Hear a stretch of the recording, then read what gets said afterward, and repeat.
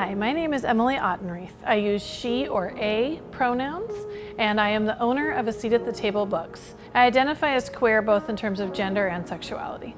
I prefer to use am pronouns mostly because I don't really relate to a lot of pronouns. I prefer to just be identified as who I am. But I found the pronouns am through a business called Crafty Queer Studio that makes pronoun buttons. I like am because M is short for Emily, so it's kind of a compromise between me and the world of pronouns. I am proudly Alaska grown. I spent the first 32 years of my life there.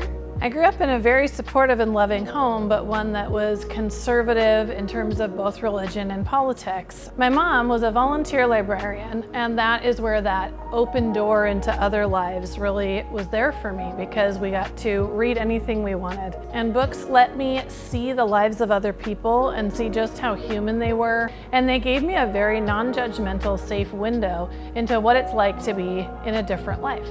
I got the idea for a bookstore cafe when I met some friends who taught me about the work they were doing to make the world better. So I came up with the name, A Seat at the Table, which really embodies the purpose of my bookstore cafe, which is to give everyone a seat at the table and make everyone feel safe and represented. I have been very active in advocacy because access to books is so essential to making young people in particular feel safe and represented.